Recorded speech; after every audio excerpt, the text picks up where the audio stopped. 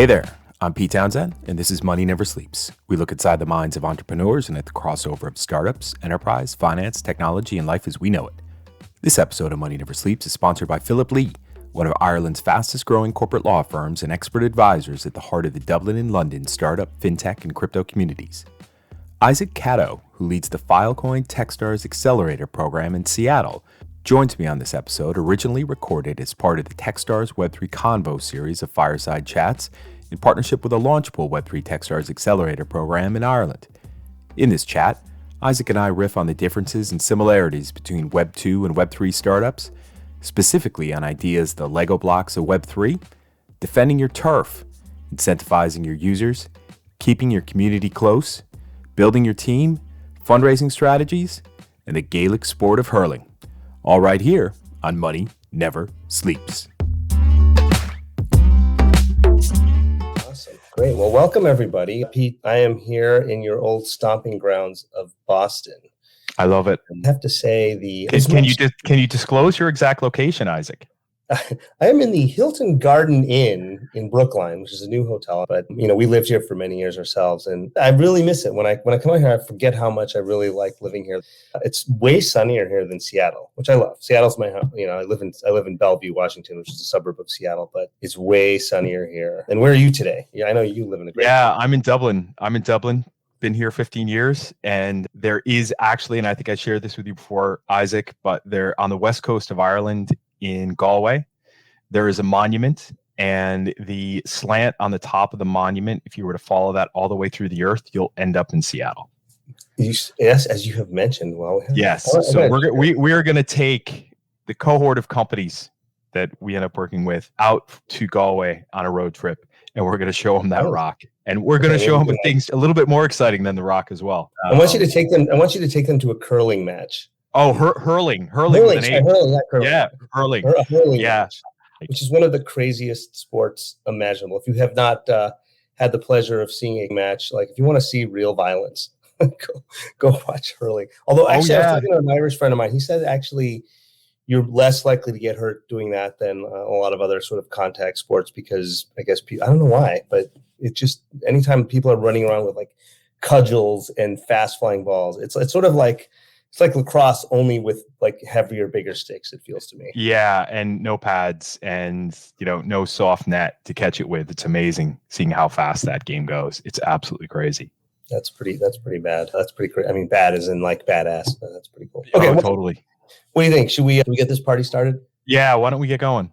Okay, well, hello everybody. Welcome. Today you have two of the managing directors for two new accelerators run by Techstars, the Launchpool Web3 Accelerator and the Filecoin Techstars Accelerator, both with a Web3/crypto/blockchain theme. And today we're going to chat a bit about some of the differences and similarities that we see between Web2 and Web3 startups, to the extent that there is a distinction. I personally have a belief that in 10 years from now, no one's going to talk about the distinction between the two, and that the worlds will converge quite a bit. But today we're going to talk about where we see there being differences and similarities. But let's talk a little bit about who we are. I am joined today by a crypto luminary, Pete Townsend.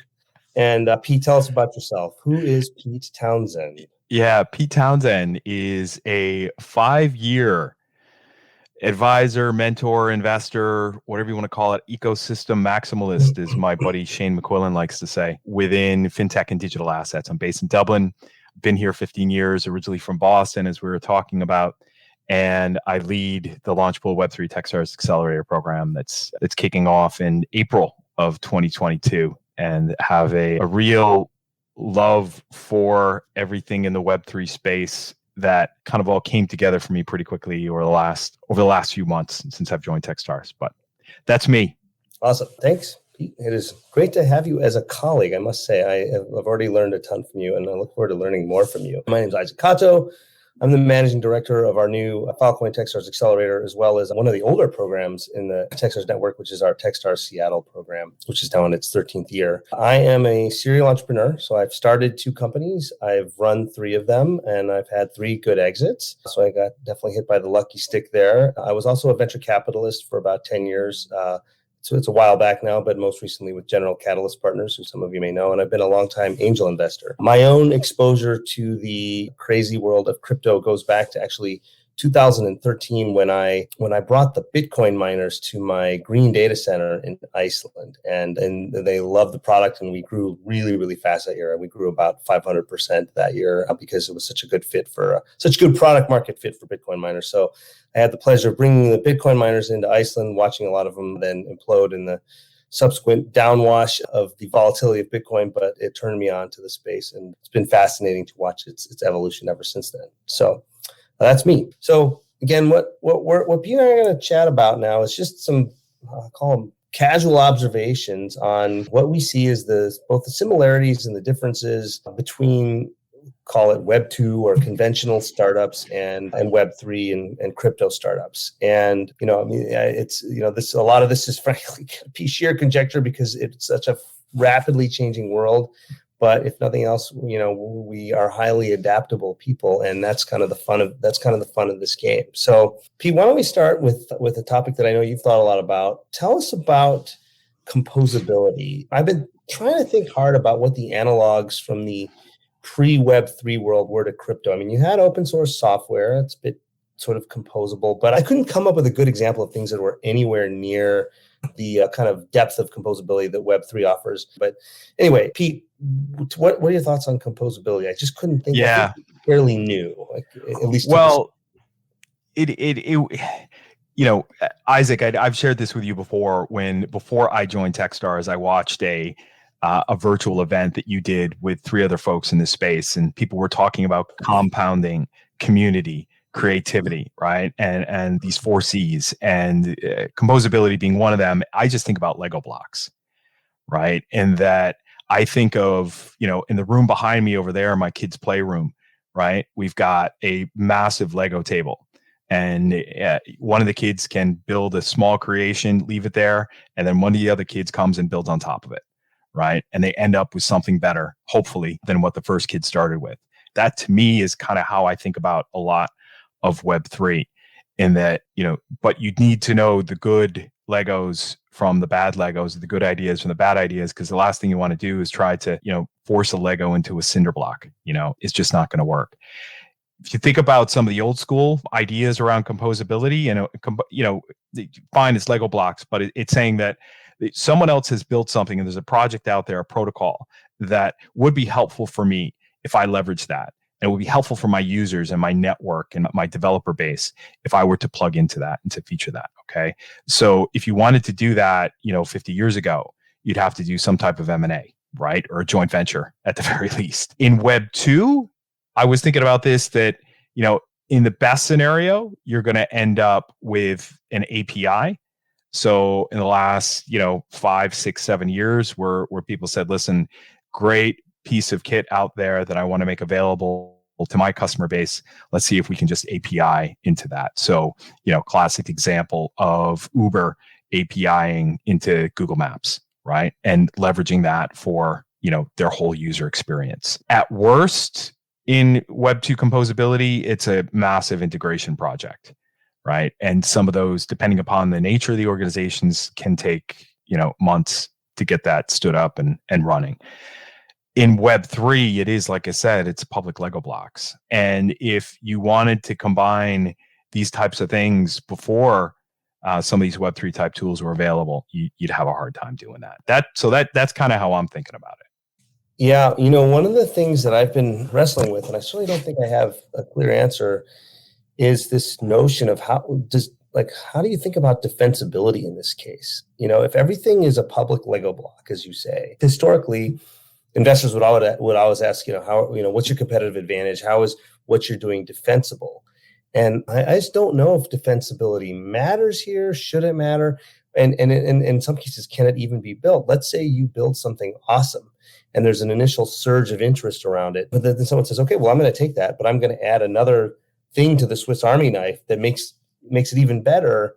Are you going to lose your community? Or, are you going to lose your relevance? I can't figure that one out yet. I certainly have heard people say, well, either defensibility doesn't matter to me because I'm all about the community, or heard people say, well, the defensibility will lie in the community because they'll be so passionate about us. I'm not sure what to think about that. I mean, the composability is, great in terms of not having to reinvent the wheel. But if nobody has to reinvent the wheel, how do you set yourself apart? Certainly there are some projects that are like technically deep. So at least for a little while, you probably have an edge if you crack a really tough development or integration problem. But even if that becomes open source, well, then it's not so special anymore, perhaps. So I don't know if you thought about this. If you have any thoughts, this one's like a head start. You can take one view and say, listen, that's your risk, right? How tight can you bring that community together, and can you create these super fans and people that get behind everything you do? I want your product. I need your product. I love it. I want to tell everybody about it. People are fickle though, right? Yeah. Would they move at the drop of a hat to the next project if they come up with something better and say, sorry, so that's it. You've got to keep your community tight, and you want them to be fans of your project. Probably the biggest elements of Web3 that we're seeing right now are DeFi and NFTs. Now, there can be a big difference between a DeFi community that is using a network and transacting on a platform and yield farming, for example, versus, okay, I'm going to go to OpenSea and I'm going to buy this NFT, and there will be transaction fees that are generated off that for OpenSea as well as for whoever originally issued and minted the NFT. Yeah. Will there be something better than OpenSea? On the NFT side, I would expect at some stage there will be, because have you ever tried to use the Ethereum bridge to Polygon or vice versa with OpenSea in a MetaMask wallet, because the NFT that you wanted was on Polygon and you were paying for it with Ethereum? Okay. It's a difficult user experience right now, right? So who can make that better? And should they make it better? And will it be easier to use? So in a roundabout way, Isaac, I think that the defensibility becomes more difficult. This space moves in dog years, so you need to develop in dog years. You need to ship product fast. Yeah. And, was talking to Joey Krug from Pantera about this last week, that, he's like the most impressive group he's seen within 2 to 4 months of meeting them for the first time. They were live on their mainnet, and they just moved really, really fast in getting product out the door. Can you say, because of composability, that you've got your core, you've got your base, you can put Lego blocks on, but you like I said, you can take them off, right, and put something else on top. We can get into a very theoretical discussion around that, but I think that's kind of how I feel about it. Yeah, one of my suspicions is that I think your community is like definitely one angle for differentiation, and that's especially true where you have communities that are sort of content oriented or metaverse oriented, where there's a ton of benefit from just the human engagement. Just like any traditional, this is not so different than Web2 in the sense that any marketplace that gets to a critical mass where there's enough, node to node engagement within the network will have an inherent and then once it, once the wheel starts spinning like a real flywheel for success that just pulls more and more people into it. If you're just building a simple tool, even if there's an initial community that's really excited about it, I'm less convinced that you'll be able to maintain long-term sustainability. Although, I'd love to be proven wrong about that one. I'm open-minded about almost everything that I encounter in this space. But I do think, for example, in the cryptocurrency space, you may start to see a divergence among the different currencies based on their relative utilities. I've certainly heard, many of the smartest people in the space say that, hey, in the long run, today there's a ton of correlation among the cryptocurrencies, but they will start to diverge and based on their relative levels of utility. I know a lot of people would totally disagree with that, but that one kind of makes sense. Oh yeah, I think I'm figuring this out, right? And my hands start waving around and getting excited about it. But you hit that point on community in that if you go out and you build up your community on Discord, right, and you get a bunch of people active behind you on Twitter, and wonderful, that's great. But unless you got something for them to do and you can incentivize their behavior, they're not really going to stick around. And this whole incentivization thing is massive, because this gets into the fundraising topic as well that I wanted to ask you about, because you've been helpful in how I think about this, is that you've got your community that you've built up, but you've got nothing for them to do. And besides just be fans, your product's not live yet, but say you go out and you do a token sale, right? And if you bring in a few million through a token sale, wonderful. But how long is it going to take you to build something so that your community has something to actually do, with a token that they bought. And so that development speed is really important there, not only so that they have something to do, so that your token value stays afloat. Because if you launch a token and you've got a community, but you don't have product for them to use yet, and they can just make some decisions around governance, that token's not really all that useful. So I think there's a strong link here between defensibility, your community, as well as your incentivization mechanism that is generally baked into a token. And I think that's where we're headed. But fundraising is very different between Web 2 and Web 3. Incredibly different. How are you thinking about that? Yeah, I think it's one of the areas that is just the most foundational. It's a foundational earthquake. I think it has the potential to rock the very foundations of capitalism and the way we have been capitalizing human effort for the last couple hundred years. I mean, you think about the traditional, rewards accruing to the handful of equity holders, which are usually a small group of people. I think that is going to change dramatically. It might not change overnight, but if you look 10 years from now, I think our role as investors is going to radically change. And I mean, the kind of stuff, there is no corporation behind Ethereum. Ethereum is a foundation.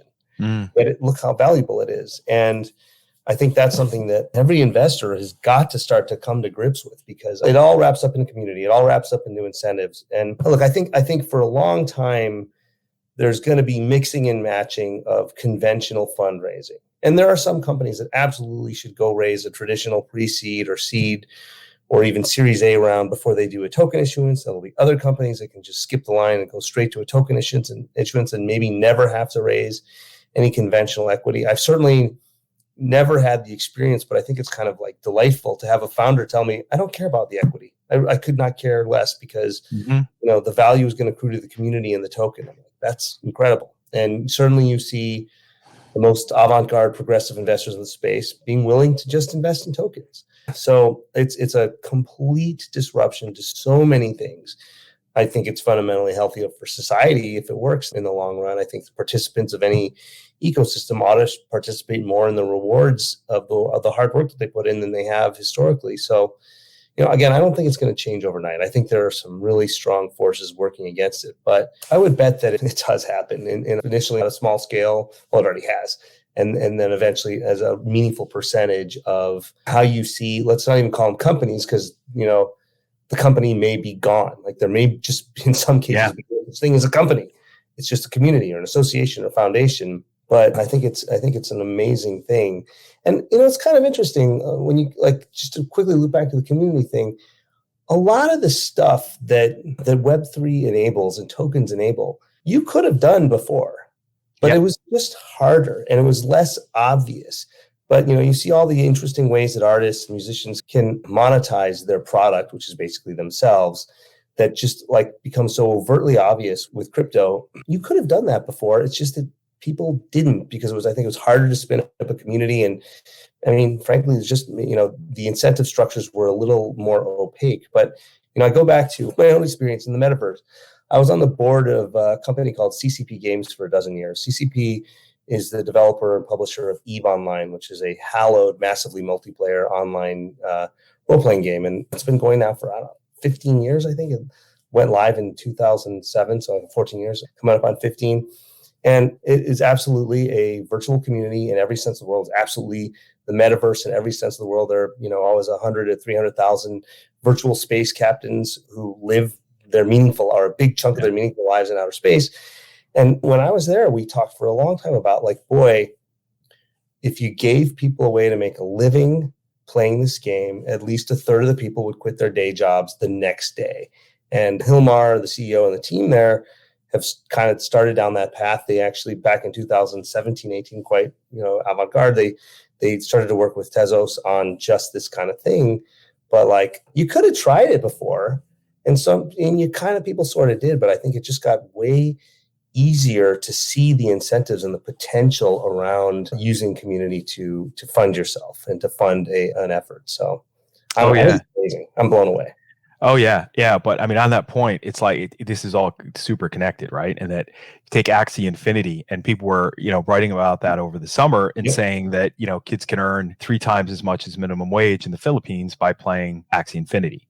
And now, but what's happened is that in any token, whether it's an NFT or it is a utility token, there's an element of heat that I like to call it in the price, and that heat is based on your mindset towards speculation on that, and where is that going to go?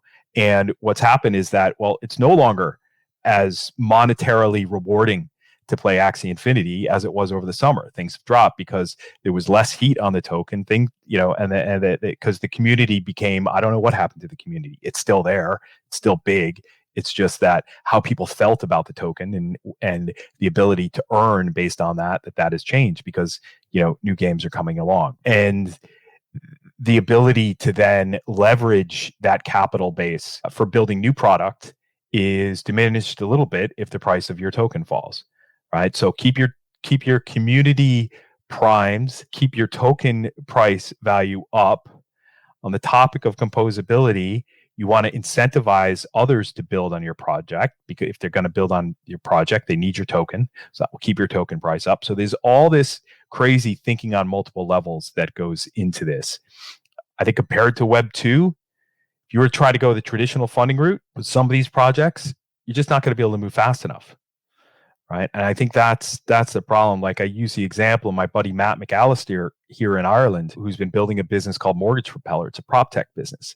About a year this time last year, he started, okay, let's get a few $100,000 raised, and then got into the summer and he raised another half. And, great. In the guts of a year, he got to the point of, okay, I've got a good user base here. This gets us really enough traction to be able to go to a bigger round. Instead of a year, you're doing that within 8 to 10 weeks in Web3, and instead of 8 to 10 months. And it's just that factor of what moves so fast.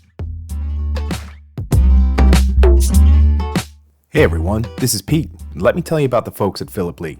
A few years ago, I was at my first venture capital industry dinner in Dublin, and honestly, I felt a bit lost. I bumped into Andrew Tizali, one of the partners at Philip Lee. He bought me a pint and introduced me to the team, and they took me under their wing.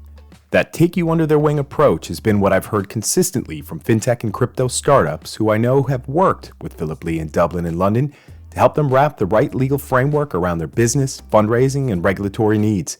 And I can't recommend them enough. Get in touch with the team at philiplee.ie or on moneyneversleeps.ie/philiplee to learn more.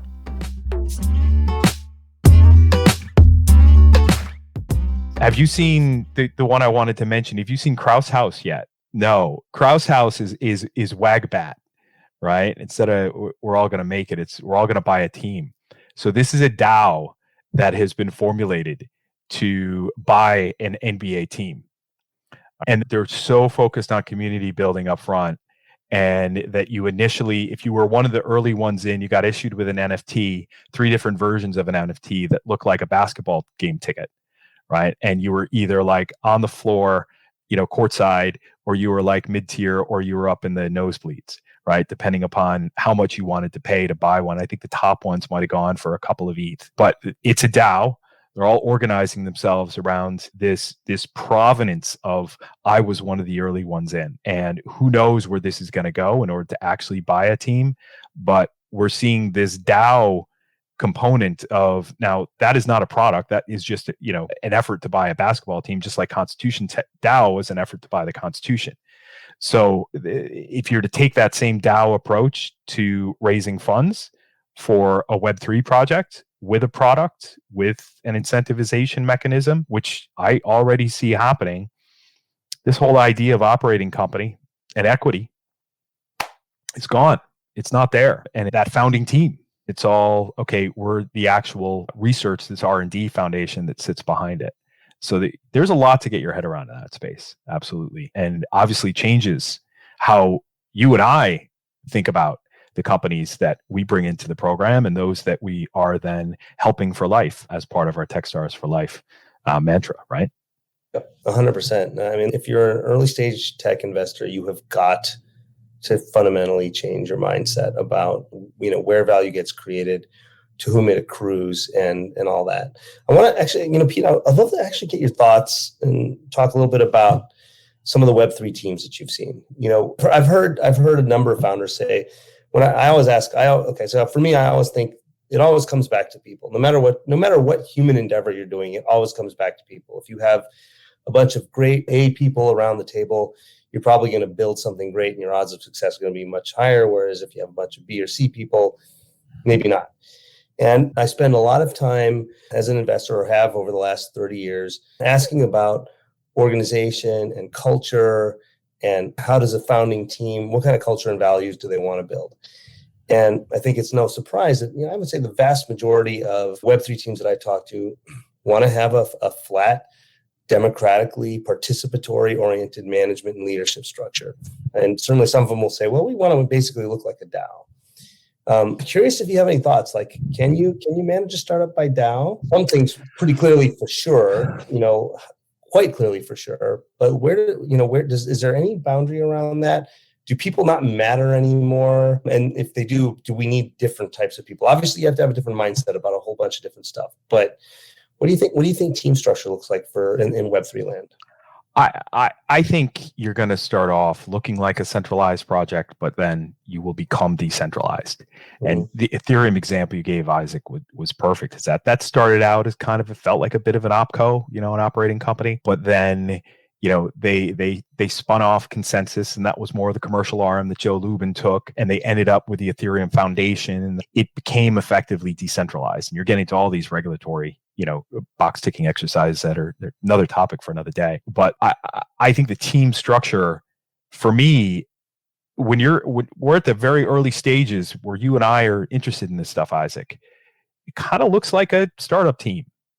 Some of the early teams that I've seen come together, you may have a couple of folks that are really experienced in business. And when I say really experienced, I mean 5-6 years, right? They might have worked for some big consulting company. They might have worked for a FANG company, and they get together with a couple of folks that they have a good relationship with, or maybe one, and say, let's do this. Let's go build a decentralized exchange that's focusing on impermanent loss and DeFi and solving that problem. Okay. I've seen other teams where, two folks that have been experienced in different walks of life and business, that have come together in an MBA program, and that they've said, well, you're coming at it from this angle, I'm coming at it from this angle. I've got a real strong appreciation for probably the subject matter of the business that we're building around NFTs, for example, with an art history major or something like that, with someone who has some strong experience in traditional finance and realizes all the shortcomings of that space, and how can we bring the two together?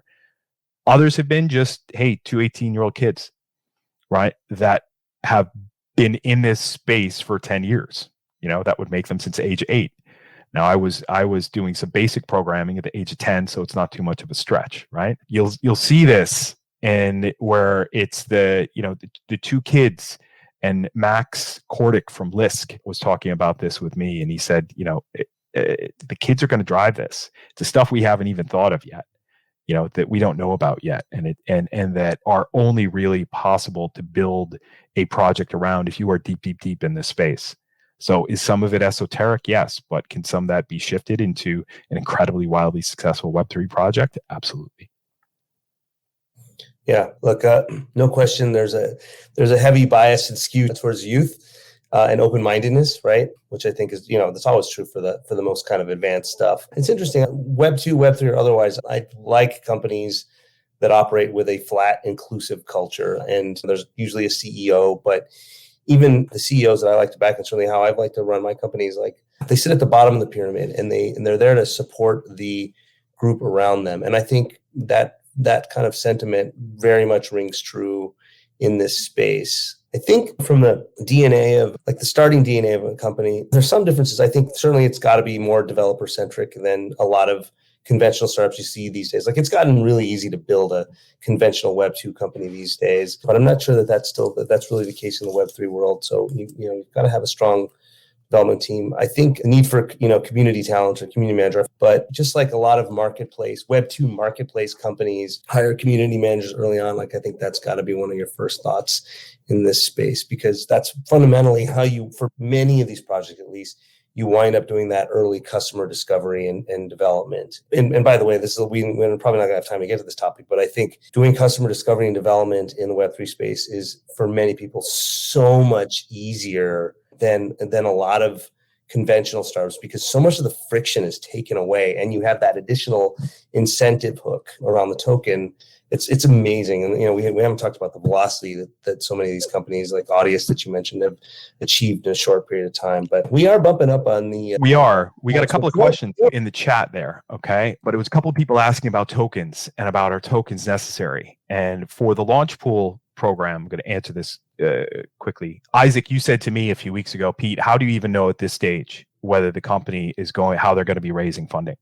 Right. So how can you, and is it going to be a token sale? Is it going to be traditional seed equity that they do? And then maybe they do a token sale later.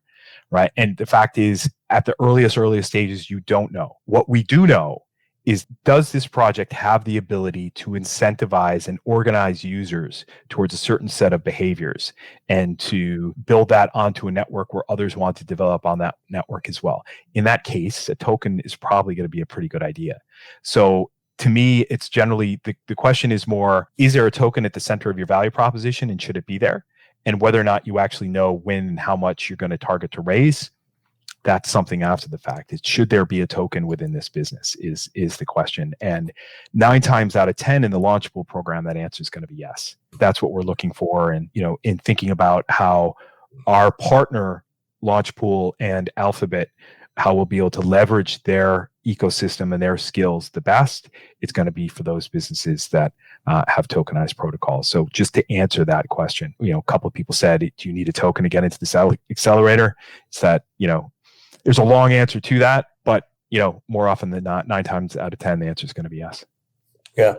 I think in our case, we're pretty much, for Filecoin, we're pretty much agnostic. What we care about is finding companies that are building around Filecoin and IPFS to find success. And in terms of the applicants that I've seen, first of all, I would just say I am totally open-minded and flexible. And one of the things that we'll do during program is help you sort through what fundraising strategy is best. Yeah, Pete, I'm sure you're the same way. I've seen companies that to me feel very obviously, pure token equity doesn't matter whatsoever. And I've seen companies that have flat out said, actually, for the foreseeable future, our service we're going to charge fiat for, but we're taking advantage of the Filecoin decentralized storage platform.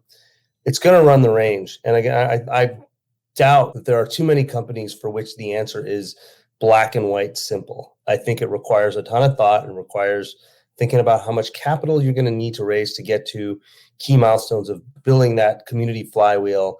And maybe you can do it with tokens, but as Pete said, a busted token really sucks. So maybe you're going to play it safe a little bit and raise some conventional equity and then do a token. Maybe you're going to go back and forth, which a number of companies have done too, by the way. I don't think there's a right answer. I think the answer is understanding the frameworks and having a clear frameworks about how you make those decisions. Pete, with that, I think we're at time. So we are. Just thank everybody for thank you all for joining in and listening to us ramble. And we hope to see your applications for our programs. And Pete, any parting shots? No. I see Wagbao in there. We're all going to build a unicorn. WAGME, we're all going to make it. And I could come up with something a little bit more witty if you gave me another 30 seconds. But I think you're right. We are at time, and it's probably best to let all our friends move on to the next thing in their day, their evening, or their morning, wherever the hell they may be. All right. Well, good luck, everybody. We'll hope to see you out there in the metaverse or wherever you may be coming from. And thank you very much for your time. Thanks, everyone.